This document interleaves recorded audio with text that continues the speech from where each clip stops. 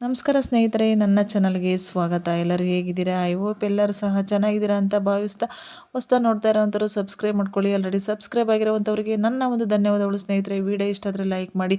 ಇವತ್ತಿನ ವಿಡಿಯೋದಲ್ಲಿ ಲಕ್ಷ್ಮೀ ದೇವಿಯು ನಮ್ಮ ಮನೆಗೆ ಬರುವ ಮುಂಚೆ ಕೆಲವೊಂದು ಸೂಚನೆಗಳನ್ನು ನೀಡ್ತಾರೆ. ಅವು ಯಾವುವು ಅಂತ ನೋಡೋಣ. ನಮ್ಮ ಮನೆಯಲ್ಲಿ ಲಕ್ಷ್ಮೀ ದೇವಿ ನೆಲೆಸಬೇಕು ಅಂದರೆ ನಾವು ಹಾಕಿರುವಂಥ ತುಳಸಿ ಗಿಡನ ಪ್ರತಿನಿತ್ಯನೂ ಸಹ ಒಂದು ಪೂಜೆಯನ್ನು ಮಾಡಬೇಕು. ಹಾಗೆಯೇ ಅದು ಚೆನ್ನಾಗಿ ಚಿಗುರು ಬಂದು ಚೆನ್ನಾಗಿ ಬೆಳೆದಿತ್ತಪ್ಪ, ನೋಡೋದಕ್ಕೆ ಎಷ್ಟು ಚೆನ್ನಾಗಿದೆ, ಕಳಕಳಿಯಾಗಿದೆ ಅಂತ ನಮಗೆ ಅನಿಸೋ ರೀತಿಯಲ್ಲಿ ಇರಬೇಕು.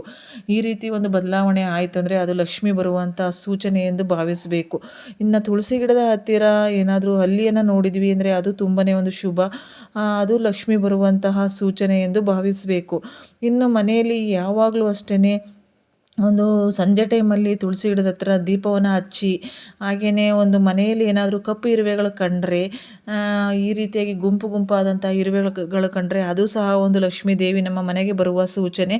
ಯಾವಾಗಲೂ ಮನೆ ಸ್ವಚ್ಛವಾಗಿರುವಂಥ ಮನೆ ಅಂದರೆ ನೆಲ ಒರೆಸಿರ್ತೀವಿ, ಮನೆ ಕ್ಲೀನ್ ಇರುತ್ತೆ, ಅಲ್ಲಿ ಈ ರೀತಿ ಕಪ್ಪಿರುವೆ ಇತ್ತು ಅಂದರೆ ಅದು ತುಂಬಾ ಶುಭ. ಇಲ್ಲ ಏನಾದರೂ ಚೆಲ್ಲಿರ್ತೀವಿ, ತಿನ್ನುವಂಥ ವಸ್ತು ಪದಾರ್ಥ ಸ್ವೀಟು ಅಂಥದಕ್ಕೆ ಇರುವೆ ಬಂದಿತ್ತಂದರೆ ಅದು ಶುಭ ಅಲ್ಲ ಅಂತ ನಾವು ಭಾವಿಸಬೇಕು. ಇನ್ನು ಮನೆಯನ್ನು ಯಾವಾಗಲೂ ಸ್ವಚ್ಛವಾಗಿಡಬೇಕು. ನಾವು ಮನೆಯಲ್ಲಿ ಯಾವಾಗಲೂ ಅಷ್ಟೇ ಒಂದು ಸಂತೋಷದಿಂದ ಇರಬೇಕು, ಕಿರಿಕಿರಿ ಜಗಳ ಇರಬಾರ್ದು.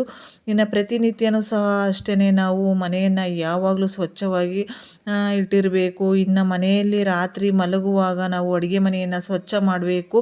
ಎಂಜಲು ಪಾತ್ರೆಗಳನ್ನೆಲ್ಲನೂ ಸಹ ಇಡಬಾರ್ದು. ಇನ್ನು ಮನೆಯಲ್ಲಿ ಎಂಜಲು ಪಾತ್ರೆಗಳನ್ನು ಇಡಬಾರ್ದು. ರಾತ್ರಿ ಟೈಮಲ್ಲಿ ಎಲ್ಲ ಪೂರ್ತಿಯಾಗಿ ತೊಳೆದಿರಬೇಕು. ಆಗ ಲಕ್ಷ್ಮೀ ದೇವಿಯು ನಮ್ಮ ಮನೆಯಲ್ಲಿ ನೆಲೆಸ್ತಾರೆ. ಇನ್ನು ಕಪ್ಪಿರುವೆಗಳು ಕಂಡ್ರೆ ತುಂಬಾ ಶುಭ. ಇನ್ನು ಗುಬ್ಬಿ ಏನಾದರೂ ನಮ್ಮ ಮನೆಯಲ್ಲಿ ಗೂಡು ಕಟ್ಟೋದಕ್ಕೆ ಶುರು ಮಾಡ್ತಂದರೆ ಅದು ತುಂಬಾ ಒಂದು ಶುಭ ಅಂತ ನಾವು ಭಾವಿಸಬೇಕು. ಅದು ಗೂಡು ಕಟ್ಟೋದು ಅತ್ಯಂತ ಶುಭ. ಹಾಗೆ ಇದು ಎಲ್ಲರ ಮನೆಯಲ್ಲೂ ಸಹ ಗೂಡು ಕಟ್ಟೋದಿಲ್ಲ. ಇದು ಗೂಡು ಕಟ್ಟೋದಕ್ಕೆ ಶುರು ಮಾಡ್ತು, ತನ್ನ ಮರಿಗಳನ್ನು ಮೊಟ್ಟೆ ಮಾಡಿ ಮರಿಗಳನ್ನು ಮಾಡ್ತಾ ಇದೆ ಅಂದರೆ ಅದು ಅತ್ಯಂತ ಶುಭ. ಲಕ್ಷ್ಮೀ ದೇವಿ ನಮ್ಮ ಮನೆಗೆ ಬರುವ ಸೂಚನೆ ಅಂತಲೇ ನಾವು ಭಾವಿಸಬೇಕು. ಲಕ್ಷ್ಮಿ ನಮ್ಮ ಮನೆಯಲ್ಲಿ ಖಂಡಿತವಾಗಿಯೂ ನೆಲೆಸ್ತಾಳೆ ಸ್ನೇಹಿತರೆ. ಇದು ಅತ್ಯಂತ ಶುಭದಾಯಕವಾಗಿರುವಂತಹ ಸೂಚನೆ. ಗುಬ್ಬಚ್ಚಿ ಗೂಡು ಕಟ್ಟಿದರೆ ತುಂಬಾ ಒಳ್ಳೆಯದು. ಇದು ಗುಬ್ಬಿ ಗೂಡು ಕಟ್ಟಿದ ಮೇಲೆ ನಾವು ಅದನ್ನ ಯಾವುದೇ ಕಾರಣಕ್ಕೂ ಬೀಳ್ಸೋದಕ್ಕೆ ಹೋಗಬಾರ್ದು. ಇನ್ನು ಅದನ್ನು ತೆಗೆಯೋದು, ಮುಟ್ಟೋದು ಈ ರೀತಿ ಎಲ್ಲನೂ ಸಹ ಮಾಡೋದಕ್ಕೆ ಹೋಗಬಾರ್ದು ನಾವು. ಇದು ಈ ರೀತಿಯಲ್ಲಿ ಕಟ್ಟಿದರೆ ತುಂಬಾ ಶುಭ.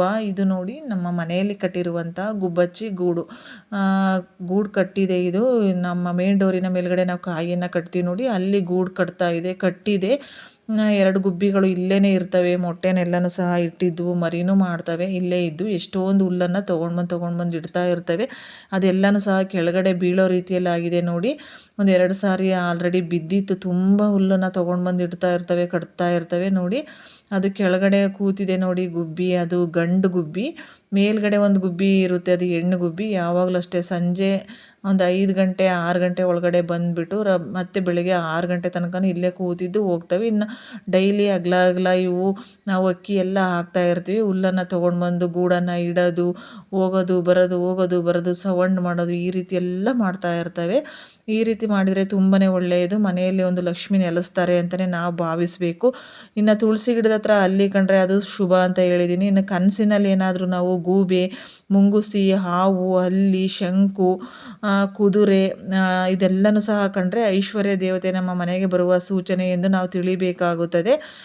ನಾವು ಯಾವಾಗಲೂ ಅಷ್ಟೇ ಕೆಲವು ನಿಯಮ ನಿಷ್ಠೆಯಿಂದ ನಾವು ಲಕ್ಷ್ಮೀ ದೇವಿಯನ್ನು ಹಾಗೆ ವಿಷ್ಣು ದೇವರನ್ನು ಪೂಜೆಯನ್ನು ಮಾಡಿದರೆ ಖಂಡಿತವಾಗಿಯೂ ನಮ್ಮ ಮನೆಯಲ್ಲಿ ಲಕ್ಷ್ಮೀ ದೇವಿ ನೆಲೆಸ್ತಾರೆ ಅಂತಲೇ ನಾವು ಭಾವಿಸಬೇಕು. ಮನೆಯನ್ನು ಯಾವಾಗಲೂ ಶುದ್ಧವಾಗಿಡಬೇಕು. ಅದರಲ್ಲೂ ಅಡುಗೆ ಮನೆಯನ್ನು ತುಂಬಾ ಕ್ಲೀನಾಗಿಡಬೇಕು. ಆಗ ನಮ್ಮ ಮನೆಯಲ್ಲಿ ಲಕ್ಷ್ಮಿ ನೆಲೆಸ್ತಾಳೆ. ಇನ್ನು ಪ್ರತಿದಿನ ನಾವು ಹೊಸ್ತಿಲ ಪೂಜೆಯನ್ನು, ರಂಗೋಲಿಯನ್ನು ಹಾಕಬೇಕು. ಹೊಸ್ತಿಲ ಪೂಜೆಯನ್ನು ಮಾಡಿ ಅರಿಶಿಣ ಕುಂಕುಮವನ್ನು ಇಟ್ಟು ಪ್ರತಿನಿತ್ಯ ಮನೆಯ ಮುಂದೆ ರಂಗೋಲಿಯನ್ನು ಹಾಕಿದರೆ ಅಲ್ಲಿ ತಾಯಿ ಲಕ್ಷ್ಮೀ ದೇವಿ ಒಂದು ತುಂಬ ಪ್ರೀತಿಯಿಂದ ನಮ್ಮ ಮನೆಗೆ ಬರ್ತಾರೆ, ನಮ್ಮ ಮನೆಯಲ್ಲಿ ನೆಲೆಸ್ತಾರೆ ಅಂತಲೇ ಹೇಳ್ಬೋದು ಸ್ನೇಹಿತರೆ.